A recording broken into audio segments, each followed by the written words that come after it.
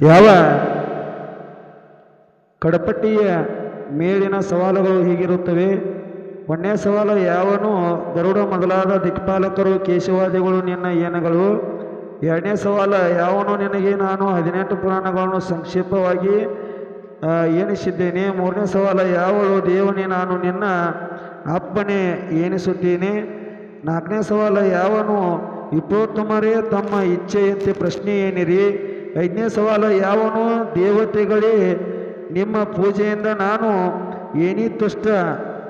ಆರನೇ ಸವಾಲು, ಯಾವನು ಪೂಜೆ ಭಗವತ್ಕಥಾ ಶ್ರವಣ ಇವು ಮೂರು ಅತ್ಯವಶ್ಯ ಏನವ್ಯವಾಗಿವೆ.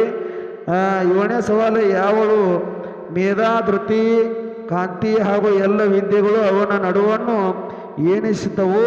ಎಂಟನೇ ಸವಾಲು, ಯಾವಳು ಕರುಣೆಯದವರು ಎಂದು ಮುಂತಾಗಿ ಭಕ್ತಿಯಿಂದ ಮತ್ತೆ ಮತ್ತೆ ಬಾಗಿ ಏನಿಕೊಂಡಳು.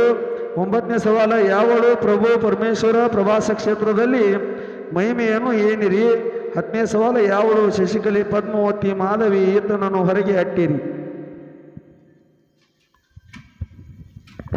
ಹಲೋ, ಗುಡುಮಿಕೆರೆ ಸವಾಲು ಹೆಂಗಪ್ಪ ಅಂದ್ರೆ, ಒಂದನೇ ಸವಾಲ, ಯಾವಳು ಮೊದಲು ದಿನಗಳು ಚಂದ್ರನ ಕಿರಣಗಳಿಂದ ವಿನಾಶಿತವಾಗಿವೆ.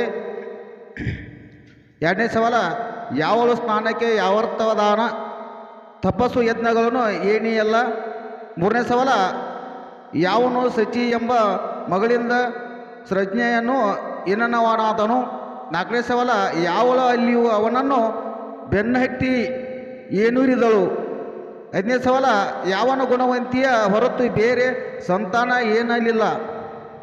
ಆರನೇ ಸವಾಲ, ಯಾವಳು ಕೃಷ್ಣನ ಲಲಾಟಕ್ಕೆ ಕಸ್ತೂರಿ ಏನಕ್ಕವನ್ನಿಟ್ಟಳು. ಏಳನೇ ಸವಾಲ, ಯಾವನ ಸೂರ್ಯಕ್ಕೆ ರೂಪದಿಂದ ಕತ್ತಲೆಯನ್ನು ಏನೆಯುತ್ತಾನೆ. ಎಂಟನೇ ಸವಾಲ, ಯಾವಳು ಜನ್ಮಗಳಲ್ಲಿ ಅವನನ್ನು ನೆರಳಿನಂತೆ ಏನಲೈಸುತ್ತಾಳೆ. ಒಂಬತ್ತನೇ ಸವಾಲ, ಯಾವನು ಇನ್ನು 1 ಕೋಟಿ ಜಪವನ್ನು ಮಾಡುವ ಸಾಮರ್ಥ್ಯವನ್ನು ಏನು. ಹತ್ತನೇ ಸವಾಲ, ಯಾವನ ವಿಷ್ಣುವಿನ ಹೊರತು ಬೇರೆ ದೇವರನ್ನು ಏನಬಾರದು.